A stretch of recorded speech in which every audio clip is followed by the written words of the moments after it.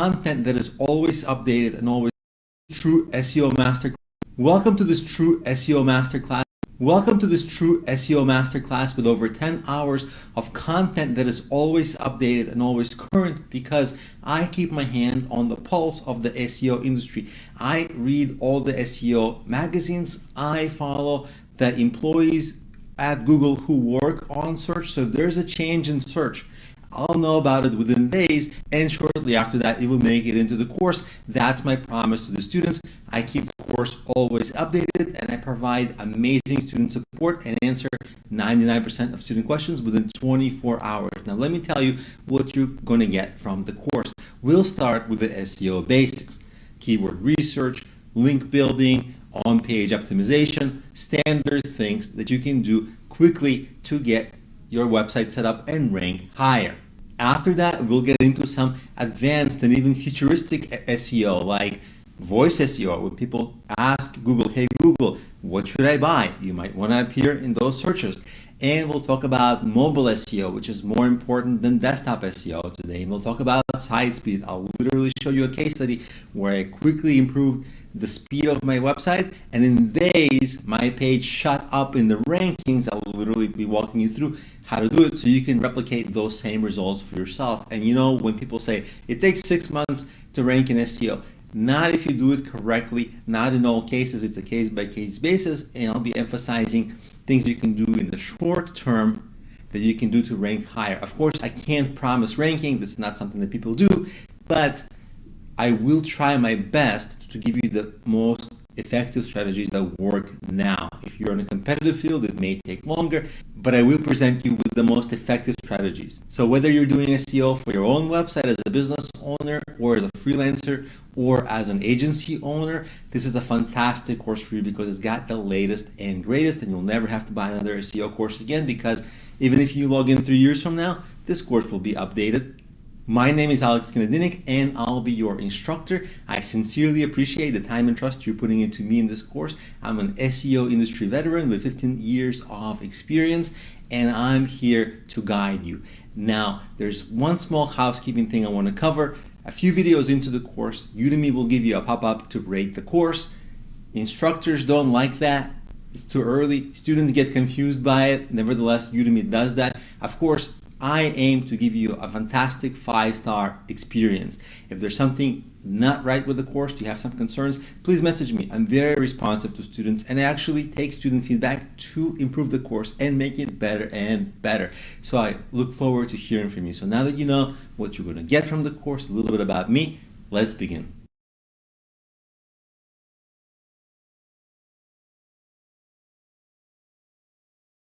Now, let's briefly discuss what's important for SEO in 2021 and what are the trends we should care about.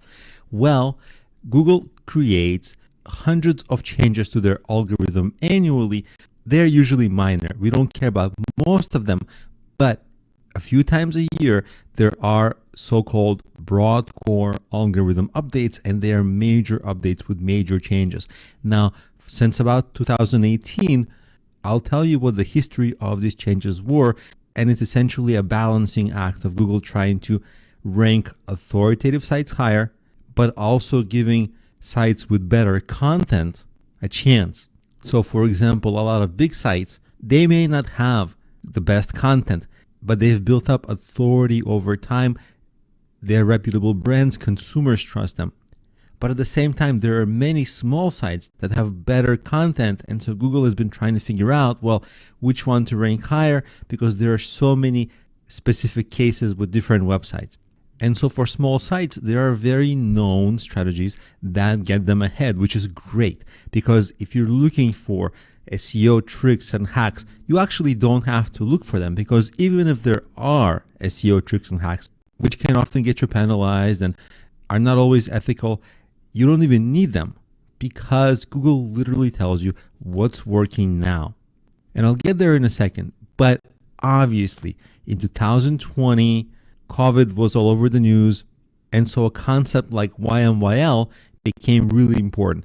It means your money or your life, meaning sites that have to do with health, finances, wellness, get a lot more scrutiny from Google.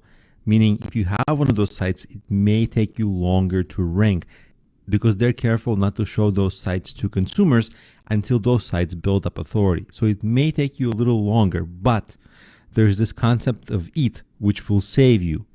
EAT stands for expertise, authority, and building trust. Okay, so when you create content, make sure you're providing great expertise. You're an authority on the subject, and consumers trust you. We'll be talking about this in the course. And of course, the other concept, core vitals. These are specifics that we'll go over in the course. How to make your site faster, how to make sure you're mobile optimized, how to make sure you have great usability, because these things specifically will help you rank higher. So if you're a freelancer, this is fantastic because you know exactly what are the most lucrative, best services to provide to your clients that will actually help them. And since you help them and their sites rank higher, they'll retain you longer, so you'll make a lot of money from this.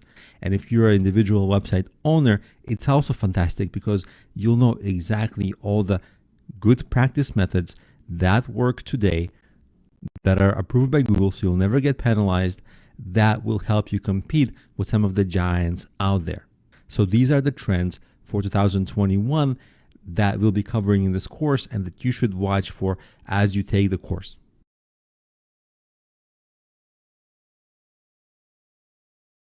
With this video, let's begin diving into our SEO. And the way I found that students learn SEO best is when I break down SEO into 3 separate phases, because SEO is a complicated topic. But when I break it down into these 3 phases, it will immediately become simpler. So phase 1 will be keyword research. That's the process of identifying keywords that you need to rank for.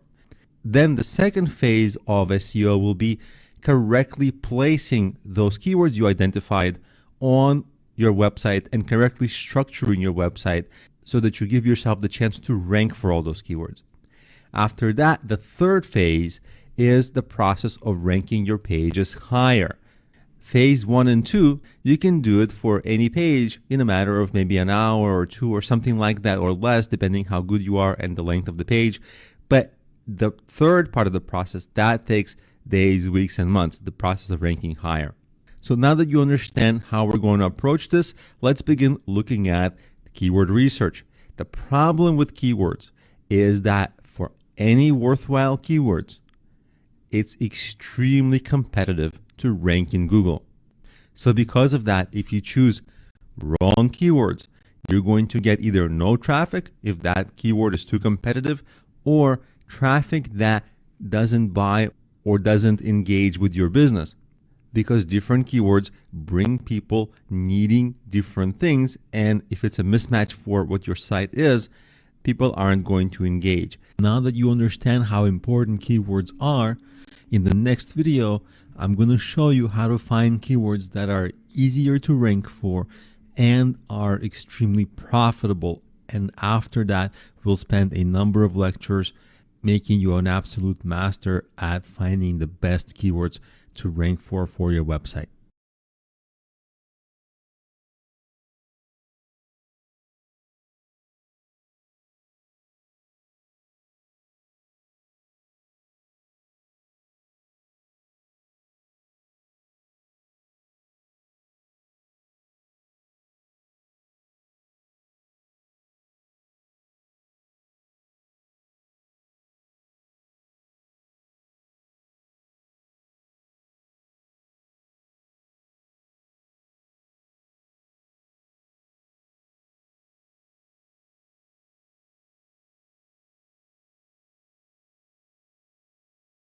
In this video, let's begin using the Google Keyword Tool. This tool is inside Google Ads. You come here by going to google.com/ads. And right away, we meet our first point of confusion. Even though this is a tool inside Google Ads, you do not have to pay for the ads, okay? This is going to be free. It's just a tool in their ad system. And there are 2 kinds of students that are watching this. Some students have already used Google Ads. For them, this is going to appear differently. And there are some students who are brand new, never used Google Ads, never used the Google Keyword Tool. In this video, I'll walk you through both cases. The easy case is if you've already used Google Ads before, all you have to do is sign in. I have 2 accounts, so it's going to ask me which one. If you just have 1 account, it will probably just land you to your account. But once I choose my account, it takes me to my account and I'm already in what's called expert mode. So all I'll do is go to Tools, Keyword Planner, and boom, I'm already at the Keyword Planner. And all I have to do is just use it. This is the easy case. Now I want to show you how to get here. If you have a brand new account, it's a lot more confusing to get here. And so what I've done is I made a brand new account myself, and I'll walk you through literally click by click of how to get here from a brand new account. In case you've never used Google Ads before and you have a Gmail account, all Google services work under the same email. So I just made a fresh Gmail account just to show you the very beginner process of how to set up your Google Ads. So you'll go to google.com/ads and you'll see a screen prompting you to either sign in or start now. They're both going to do the same thing. So you can start now. You're going to get taken to your Google account. When you start out, they're going to prompt you to start setting up your ad. I want to explain to you the process of getting into the Google Keyword tool. It is admittedly cumbersome and confusing, so I want to make it very clear. So I've outlined a 4-step process that we're going to follow. First, we'll have to set up the ad. This keyword tool is free. Okay, I'm going to write for you. Free. Now it's very confusing. Well, we're setting up the ad. Why are you saying that it's free? Well, we're going to set up the ad just to get past the setup process. We're going to pause the ad. So you're not actually going to run this ad, but we're going to pause it. And I'll be giving you the step-by-step walkthrough of how to do that. Then, once you have your ad and once you've paused it, you're going to be able to only then get into something that Google calls expert mode. In expert mode, you're going to be able to use this Google Keyword tool. That's the whole goal. Before you get into expert mode, you cannot use that tool. But without understanding this process, you can imagine how confusing it may be for first-time users. This is even a little bit confusing for experienced users. So now let's go through the steps of how to set it up. From this screen, you can choose any of the options. So you can say get more calls and then say next. Then you'll enter your business name. This can be arbitrary. It doesn't have to be an official business name. Then you go next. Then they'll ask you for a website. If you have a website, enter it here. If you do not have a website, you would click this option and they'll take you to the steps of either setting up your local listing, if you're a local business, or to get you a free website, or to create your business profile. Now, if you want to skip this whole step, you can actually just enter an arbitrary website. Like for example, you can enter my URL. It's not going to ask you for verification that it's yours. At least I tested it to see if students can enter anything and Google didn't try to verify it. So you're fine. You can just enter something like this and you'll still be able to get through the end of the ad setup, because the goal of this video is just to set up your ad so you can pause it, so you can get into expert mode, so you can get into the Keyword Google tool. We are not trying to run ads here, so this is arbitrary for you. So if you don't have a website and you want to quickly get through this, as one of the things you can try to get past the screen is just try to enter some arbitrary website, not a giant website like YouTube, because that's a Google property, but some small website that exists, just to get past this step and go next. Because whatever website you'll enter, remember, you're going to be pausing this ad. So you're not actually going to run this ad. Then you go next. Then they fill out some information for you. You go next because you don't really care here because you're going to pause this. Then the keywords, you go next. Where you want to advertise, you go next. Set a budget, something very low. Next on this screen, submit. Everything is good. Then you'll go submit. Accept and continue. Then it says, congrats, you're all done. You want to explore your campaign, very importantly. Then they'll prompt you to set up conversion tracking. You want to skip that for now because you want to get to your campaign. And really what you want to do is right here, this is really important, pending. you want to pause this campaign. Yeah, pause this campaign, confirm that, close this, and then only now, because you've gone through these steps, you'll be able to click on settings and switch to expert mode, because after that, you'll be able to use the Google keyword tool. Then they give you a prompt asking you, are you sure you want to switch to expert mode? Because you cannot switch back. But don't worry, you don't need to switch back. So then, yes, you say switch to expert mode. And then from here, you'll be able to click on this little wrench, planning, and get to the keyword planner. Boom. You'll close that, and you're able to begin using the keyword planner. You're going to want this option, discover new keywords. This is what we want. I'm going to use the keyword business plan because this is a keyword I worked with quite a bit in the past and I just know it. You can enter whatever keyword you like for your business. Now we're going to click on get results and you get a lot of data. This can be a little bit confusing. I'll explain to you what's going on and what's important for us. Now, what you want to do is look only at this left column with the keywords and the average monthly searches. The other columns are not relevant for SEO. These columns like competition, bidding prices, that's if you are running ads. We are not doing that right now. And especially the competition column, that can be confusing for a lot of people. It doesn't mean how competitive it will be to rank in Google. It means how competitive it will be to bid on the ads. So we're not worried about this. Don't look at it. But certainly what we want to do is look for keyword ideas like business plan, marketing plan, business plan sample. You see business plan outline and see, well, how many people are searching for this a month?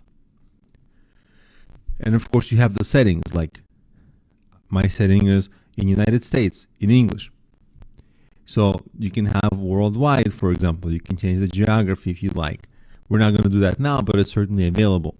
So the other column that's important is monthly searches. You'll see that you have this range here, 10 to 100,000. What's good? Okay, first of all, why don't they give a precise number? If you run an ad, they'll give you a more precise number.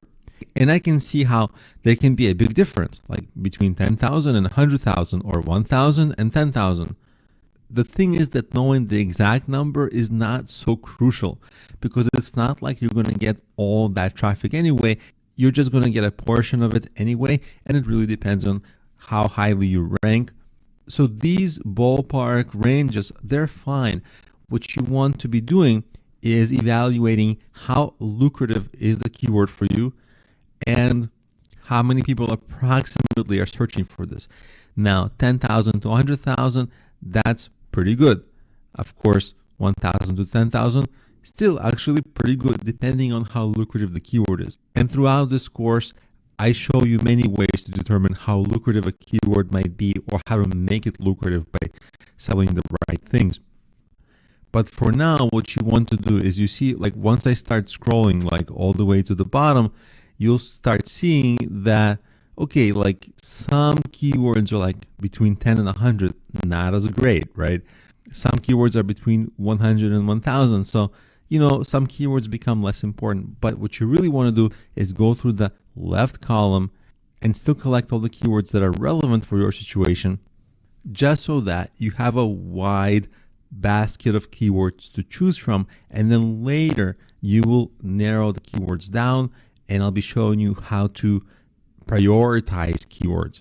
But you can't prioritize until you gather your keywords. So this is what you want to do now. And in the next videos, we're going to continue using this tool further so that you get more experience with it.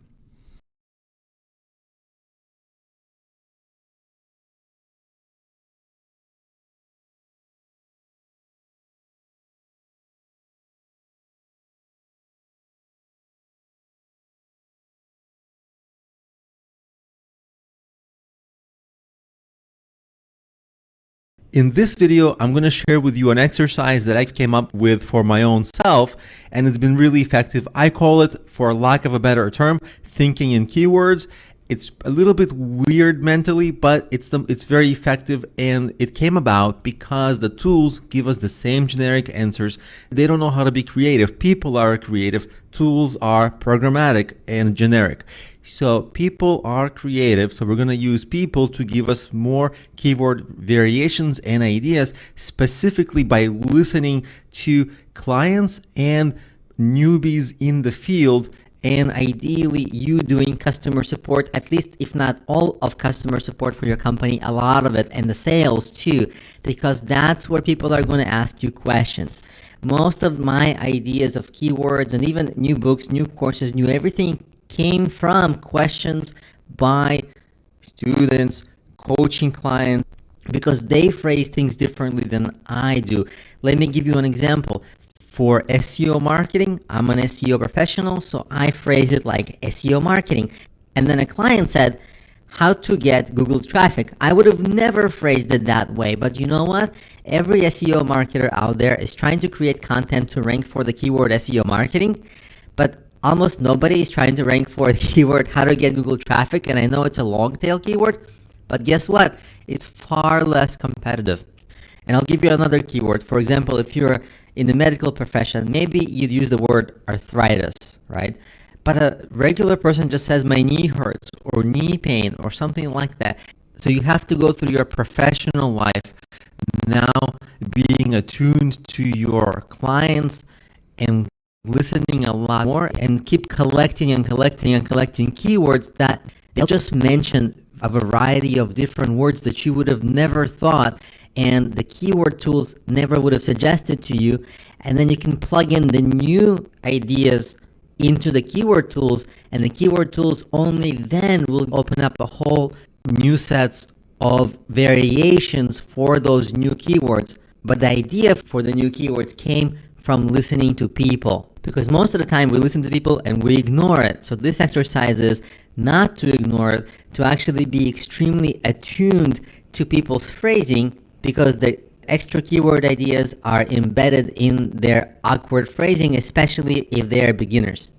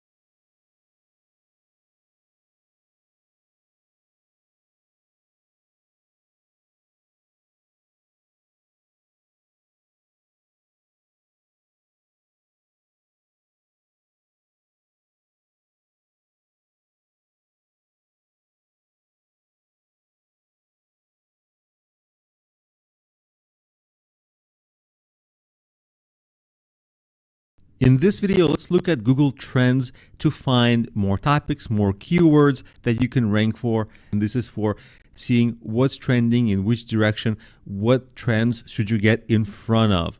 So for example, let's look at t-shirts. This is just something basic to have as an example. I'm filming this in December. I would think that because it's winter, t-shirts are not getting sold because, these are kind of for summer. In the winter, I would think it's hoodie season. But look, it's actually trending up because these are gifts. So it's not just buying it for yourself, it's gifts. You can see that during the summer is probably when people are buying it for themselves. And at the end of the year, it's probably when people are buying it as gifts. And actually, the seasonality of it is that there's a dip in the fall or something like that, or at least early fall. That's the first interesting thing. Now, there's another interesting thing is that when I look at it in the US, these are warmer states. Generally speaking, these are southern states, meaning these are still states where you can wear a t-shirt some days of the winter, or more often than in the winter states. So that's actually kind of interesting. Now let's look at the related queries on the bottom right here. And I'm filming this in 2020. And it doesn't matter when I'm filming this. I can film this in 2010 or 2030. This example would be similar. Whatever is trending at the time, that's trending. So 2020 is obviously a year where everybody got affected by COVID, directly or indirectly. And so the 3 out of the top 5 things are COVID. This might give you an idea. Oh, let's make a COVID t-shirt. It takes about a day to make a COVID t-shirt. All you do is create a design, put little icon of COVID, slap it on a t-shirt, done. But not so fast. How do you sell these t-shirts? Even though this could have been amazing, the competition for overnight ranking, really rapid ranking, that's hard. So who ranks? As you see, established sites rank. Of course, if you're focused on whatever niche it is, you have more of a chance to rank. Like a marketplace like Etsy or Amazon, they have a cluster of pages about t-shirts, or if you have specifically a t-shirt store, because you have that niche t-shirt focus, you have a little bit of an advantage to rank, but small players are nowhere to be seen here. So even though Google Trends is great, you got to be really careful in assuming that, you're just going to jump on a trend and it's going to be easy. No, because trends are things a lot of people jump on. As you saw, news sites, they're some of the most difficult sites to compete with in SEO. So what are the solutions? You could go long tail, so maybe COVID t-shirt for a birthday, like it actually suggests something like that. So like birthday COVID is like a big thing. So let's look for that. And you'll see Amazon and Etsy are here. So you can certainly sneak into the trends through the marketplaces. But what you will see is that there's none of these Wall Street journals or big news sites. So immediately you're making your life easier. Is it easy completely? Totally no. It's still hard. You still have to compete with these giant companies, but there are far fewer giant companies like that. Or the other way to solve this problem is, of course, not to look at every trend, but be extremely selective about trends. If we come back to this trends page on the bottom right, you'll see that they only showed me 5 out of the top 25 queries.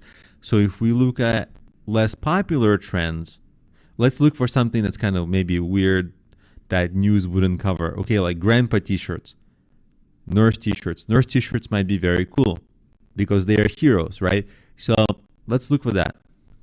When we search for a nurse t-shirt, all you'll see is essentially either ads or marketplaces, Amazon, Etsy, and then Zazzle and other t-shirt stores. So really difficult to rank here unless you sneak into the top 10 by having your products on these big sites. So let's look at another example. Let's see what's happening with the trends on SEO. We just actually entered SEO into the trends. We go to the bottom right. And if we scroll past number 1, because I think that's something else. If we look at number 3, e-commerce SEO agency, e-commerce SEO. So if you have a marketing agency or an SEO agency, well, that's a long tail keyword for you. That's something to certainly prioritize because that's getting more popular. Then you go down the list of trending, SEO consultation, so maybe you'd want to rank for that. And then international SEO agency, I think it just means people are looking to pay cheaper prices. And then there's SEO keywords in different languages. If we're targeting English, different languages don't help us, but at the same time, we want to browse through this and look for great ideas for things that are trending up. Because if something is trending up, you know that it's a good investment to try to rank for it in SEO if you can, because this is something that is becoming more popular. So that's how you use Google Trends to see, can you take advantage of something that's trending up, and don't just jump on it blindly, because as you saw, there's a lot of pitfalls. But at the same time, if you don't use this, somebody else will, and that competitor will get ahead of you. So it's better that you know what the trends are in your industry and you are the one who is getting ahead of your competitors. So this tool is not to be overused, but it's certainly not to be ignored. In this video, I want to tell you about a really popular SEO Chrome plugin called SEO Quake.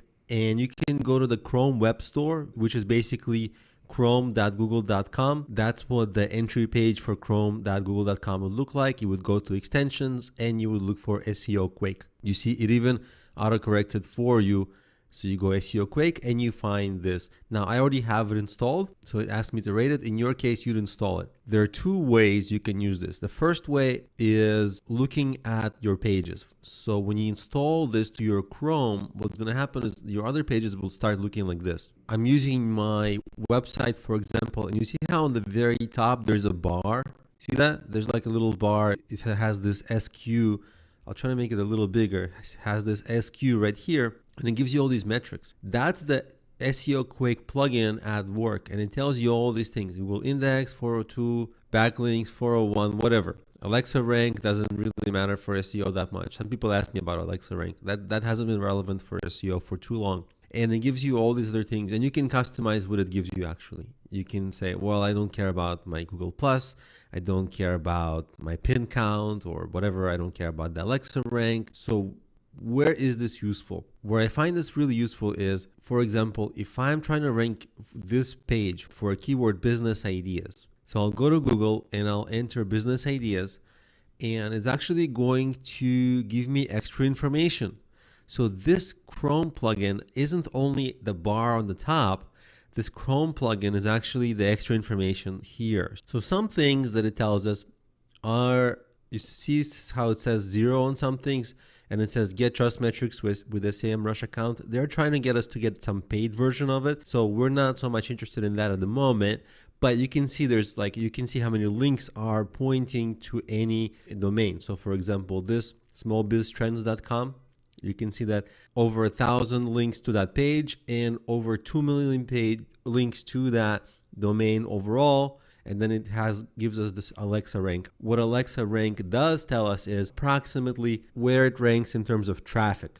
So this ranks in like 14,000th site online. For example, if you go to entrepreneur.com, which is a very popular site, its rank is the 2000 site online. It's almost the top 2000 site online. And if you go to like a small business owner site, Business Town, I don't know what it is, you see the rank drops off hugely, right, in terms of the traffic that they get.